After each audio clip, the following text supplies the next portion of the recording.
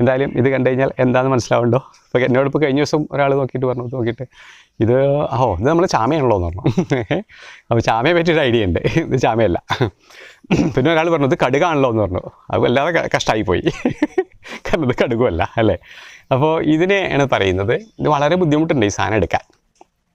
എന്താണെന്ന് വെച്ചെങ്കിൽ നമ്മളെ പാടങ്ങളിൽ പഴയ ആൾക്കാർക്കൊക്കെ അറിയാം കേട്ടോ, അവർക്ക് വളരെ സുഭിക്ഷമായിട്ട് പരിചയമുള്ള സംഗതിയാണ്, എല്ലാവർക്കും അറിയാവുന്നൊരു സംഗതിയാണ്. അതുകൊണ്ട് നമുക്ക് അവരെ കാര്യം ഞാൻ ഉൾക്കൊള്ളിക്കുന്നില്ല.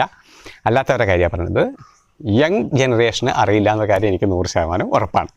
അപ്പോൾ അവരെ പരിചയപ്പെടുത്താൻ വേണ്ടിയാണ് ഇത്രയും അതിൻ്റെ അങ്ങനെ എടുത്ത് കാണിച്ചു തരുന്നത്. ഇതിനെ വയൽ ചുള്ളി എന്നാണ് ഇതിന് പറയുക, വയൽ ചുള്ളി. ഈ വയൽ ചുള്ളി പാടങ്ങളിൽ ഉണ്ടാകുന്നൊരു മുള്ളുള്ള ഒരു ചെടിയാണ്. ആ ചെടിയെ